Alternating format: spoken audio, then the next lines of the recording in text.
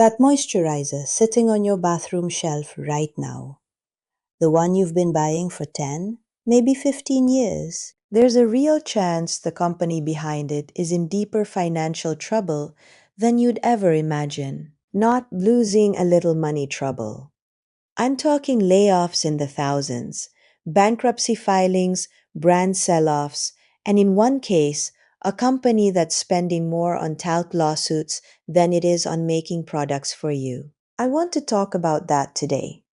Because what happens to a brand when its parent company is bleeding out? You're going to find out.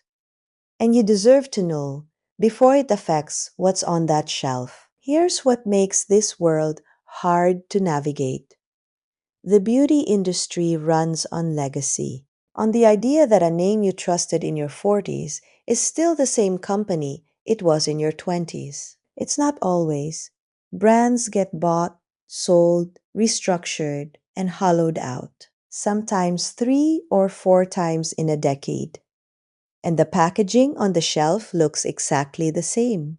I've watched this from inside the industry for a long time. In Korea, where I trained, formulation decisions and brand ownership are scrutinized very differently by consumers. Partly because K-beauty grew up in a more skeptical consumer culture, where people read ingredient lists the way we read nutritional labels. But I want to be honest with you. Korean brands are subject to the same corporate consolidation dynamics as any other. This isn't a Korean versus Western story. It's a story about what happens when the business behind the bottle stops being sustainable. Let's count it down, from concerning to genuinely alarming. Number 10. Too Faced, owned by Estée Lauder companies. You might not think of Too Faced as a brand in trouble. The Better Than Sex mascara is still everywhere. But here's what Estée Lauder's own filings told us last year. The company recorded a $308 million combined goodwill and intangible asset impairment against Too Faced in fiscal year 2025, meaning their own accountants concluded the brand is worth substantially less than what they paid for it. That's an internal verdict, not a rumor.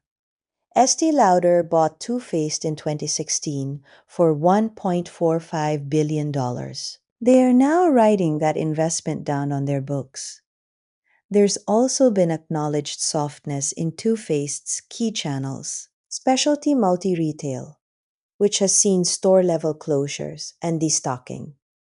What does this mean for you? It means R&D investment, innovation cycles, and customer service resources behind this brand are likely under review, if not already trimmed. Alternative to consider, for similar finish-forward color cosmetics, Romand, a Korean brand, has built a strong reputation for long-wear tints and eye products at a fraction of the price. Widely available online, it has no meaningful corporate ownership drama to report at this time, though, like any smaller brand, that could change.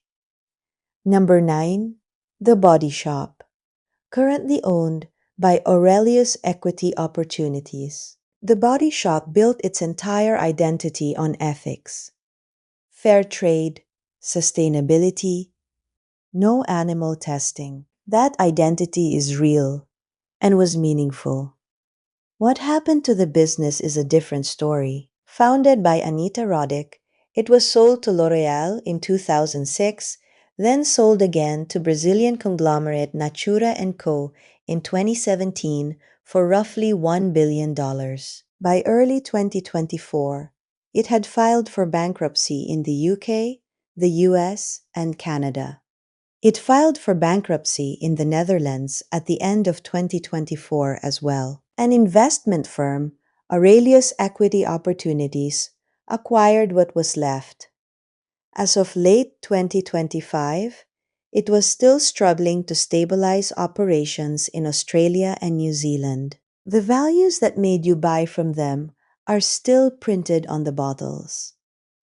Whether those values are being operationalized by a private equity turnaround firm is a different question. Alternative, Innisfree, owned by Amore Pacific, offers genuinely sustainability oriented formulations rooted in Jeju Island botanicals with good third party verification.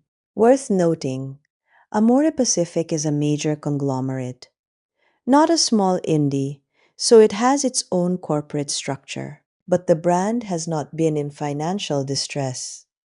Number 8. Almay, owned by Revlon. Revlon, the parent, filed for Chapter 11 bankruptcy in June 2022 under the weight of $3.6 billion in debt, much of it accumulated through a poorly timed 2016 acquisition of Elizabeth Arden. The company emerged from bankruptcy in April 2023, with its lenders now owning over 80% of the reorganized equity and approximately $1.5 billion in remaining debt still on the books. Almay sits inside that restructured company. Revlon has a new CEO as of late 2024 and is publicly committed to turning things around. But turning around a company post-bankruptcy with significant debt in a mass market beauty segment that is broadly under pressure is genuinely hard. Almay specifically has had minimal major innovation since the restructuring. Alternative, for clean, sensitive, skin-focused color cosmetics, which is Almay's niche, IOP offers well-formulated cushion compacts and base products that work especially well for mature skin. Available online and through some specialty retailers, not in every drugstore. Number 7. CoverGirl, owned by Coty Incorporate. CoverGirl is an American institution. It's also, right now, a brand its parent company is actively trying to sell or spin off. In September 2025, Coty Inc., which also owns Rimmel, Sally Hansen, and Max Factor, announced a formal strategic review of its entire mass color cosmetics division, a business generating about $1.2 billion in annual revenue. Coty's CEO stated plainly that the company wants to refocus on prestige fragrance, where its margins are stronger. Coty's stock had lost more than half its value since the start of 2025 at the time of that announcement. A new interim CEO came in late 2025. When a parent company launches a strategic review with bankers, Citi in this case, you don't know where the brand lands. It could find a committed new owner. It could get carved up. The brand identity in that transition period tends to be on autopilot. Alternative? ELF Cosmetics, which is not owned by a conglomerate in distress. It's publicly traded and has been one of the few mass beauty success stories of the last several years. Cruelty-free, accessible pricing, and has demonstrably invested in product quality. The caveat: it is a public company with its own financial pressures, and the acquisition of Rhode in 2025 means it's carrying new costs. Number 6. Rimmel, owned by Coty Incorporated. Same parent, same strategic review, same uncertainty. So why does Rimmel get its own slot? Because it's a brand with a distinct consumer base in the UK and Europe who may not realize that Rimmel London is headquartered in New York under Coty, and that the brand's future ownership is now explicitly under review by investment bankers. Coty's consumer beauty segment, which includes Rimmel, saw like-for-like sales fall 5% for the full year ending September 2025. The mass color category is under structural pressure globally from both online indie brands and retailer destocking. Rimmel's mascara and liner products have a real following. But a brand in strategic review is a brand where no long-term investment decisions are being made with confidence. Alternative.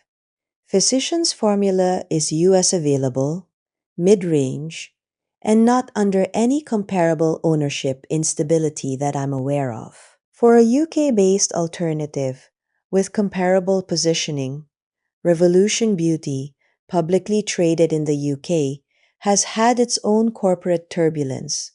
So I'd say, look at the independent Korean brand Peripera for eye and lip color. Affordable, widely available online, and with a clear product focus. Number 5. Elizabeth Arden, owned by Revlon. Elizabeth Arden was acquired by Revlon in 2016 for $870 million, a debt load that contributed directly to Revlon's 2022 bankruptcy filing. The brand is still active and still selling its hero products, particularly the 8-Hour Cream, which genuinely has a long track record. Revlon has made some effort to reinvest in it post-bankruptcy. But here's the structural reality.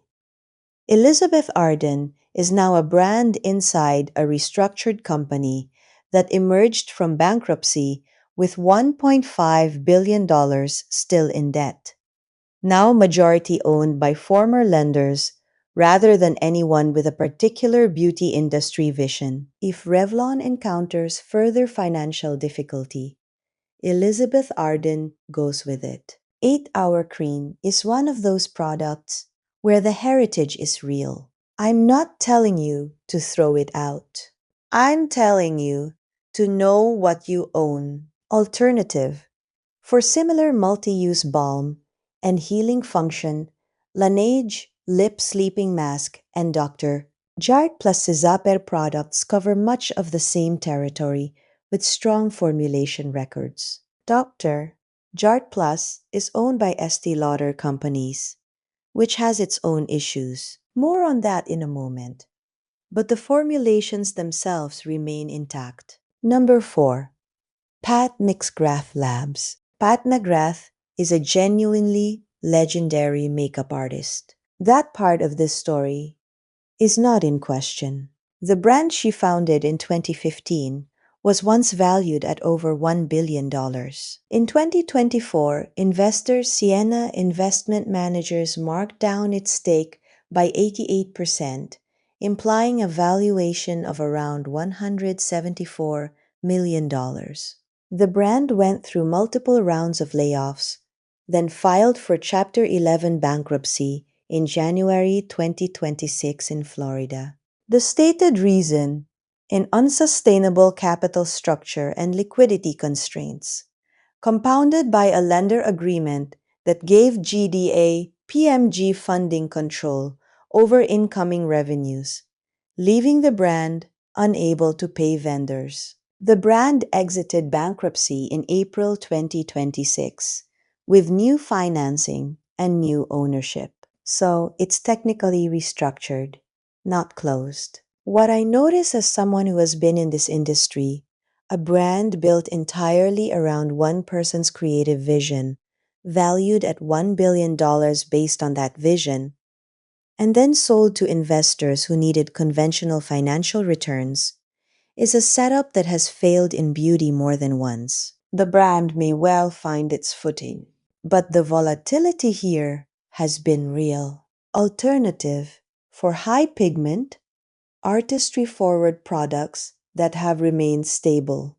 Makeup Forever, owned by LVMH, a parent with actual financial strength.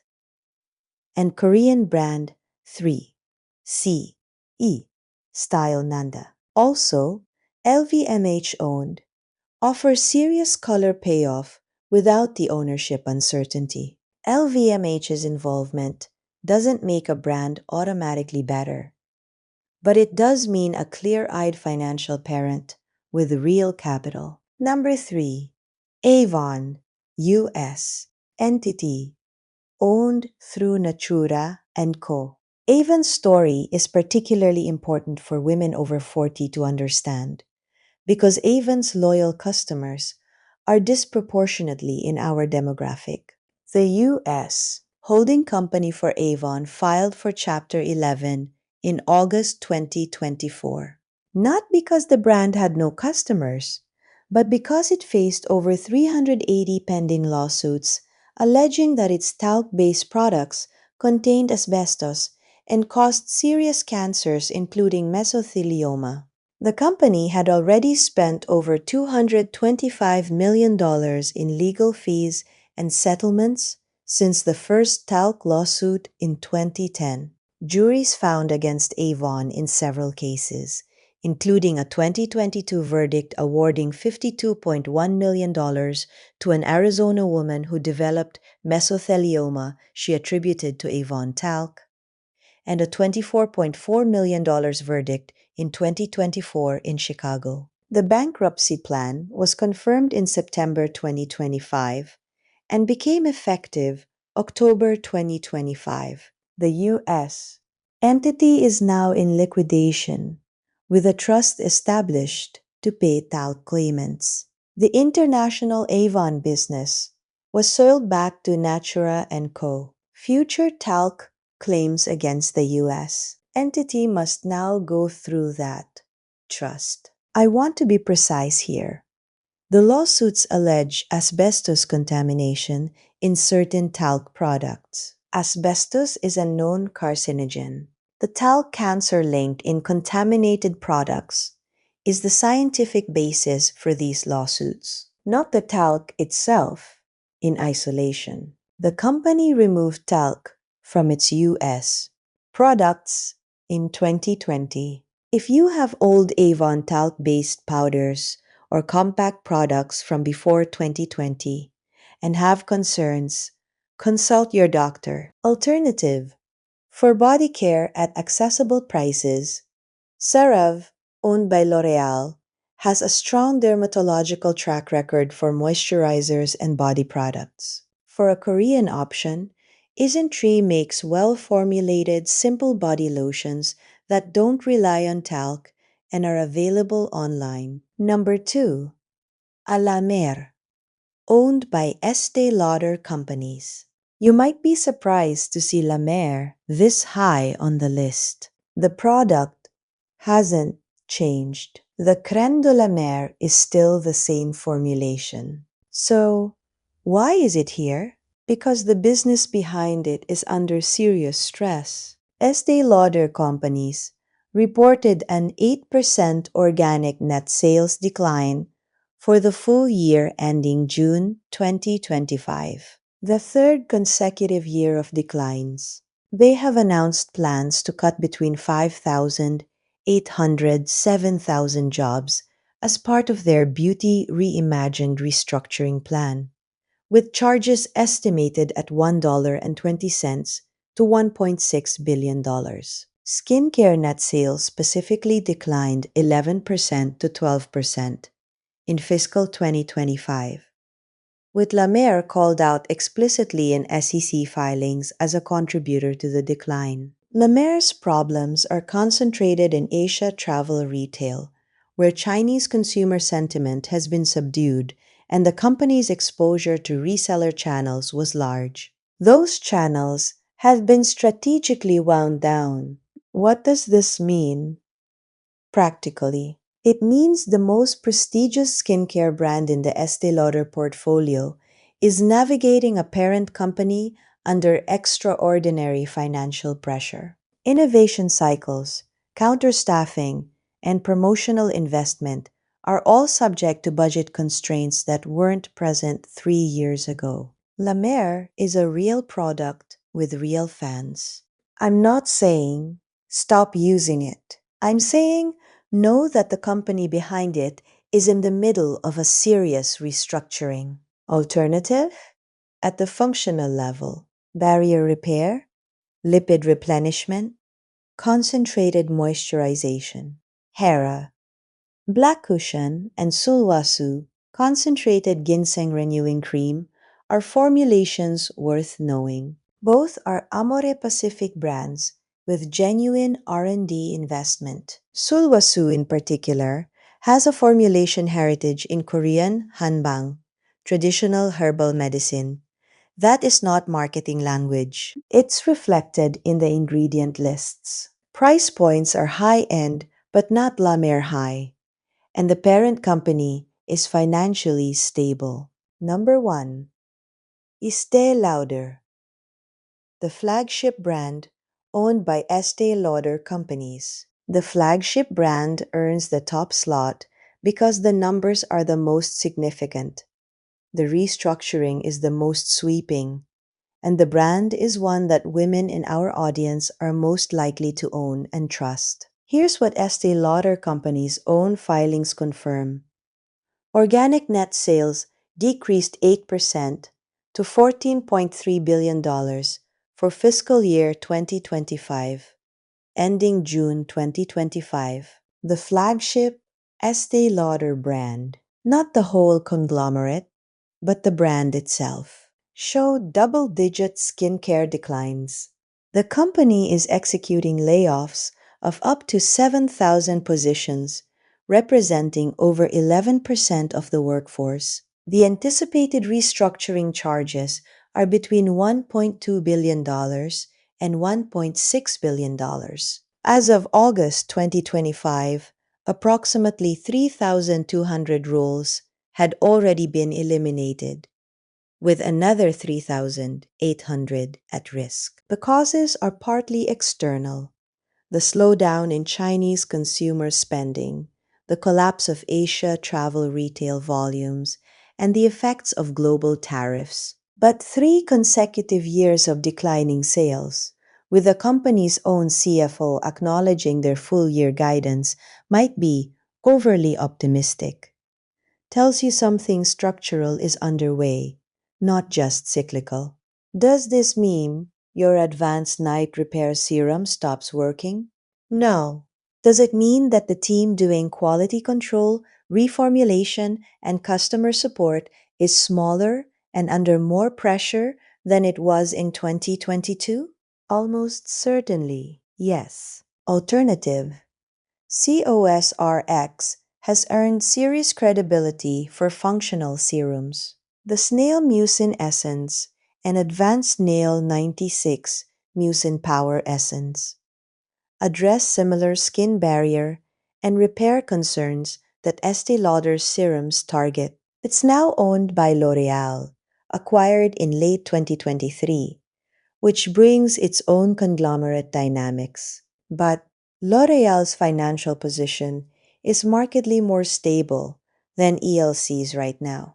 For those who want something completely independent, Numbuzin and Some By Me are smaller Korean brands with strong, focused ingredient stories and no current corporate distress flags. What to actually do? 4 habits that will serve you well, regardless of which brands end up changing hands this year. 1. Know your hero ingredients, not just your hero products. If your serum works because of niacinamide, retinol, or a specific peptide complex, you can replace the brand without starting over. The ingredient is portable. The brand is not. 2. Keep your routine simple and layered. The Korean approach of thin to thick. Hydrating toner first, then essence, then moisturizer is not a trend. It's a logic. Fewer products from more financially stable brands beats a complicated routine built around names in financial flux. 3. Look up who owns the brand before you buy. This takes 30 seconds. Brand X parent company is a searchable fact. If the parent company has had a bankruptcy, a major strategic review, or more than 2 ownership changes in a decade, that's useful information about where your loyalty is going. 4. Restock before you run out. This sounds simple, but brands in restructuring can have supply chain disruptions. It happened to Revlon during its 2022 bankruptcy and contributed to the crisis. If you depend on something, keep a backup. None of this is meant to make you afraid of your medicine cabinet. The products themselves, the ingredients you've relied on, those don't disappear overnight. What changes is the investment behind them. You now know which companies are cutting thousands of jobs, which brands their own parents are trying to sell, and which ones are working through bankruptcy courts right now. That's not alarming. That's just accurate. The beauty industry would prefer you didn't think this hard about who makes what you put on your face. I've been in this industry long enough to know that thinking hard is exactly what protects you. You know what to look for now.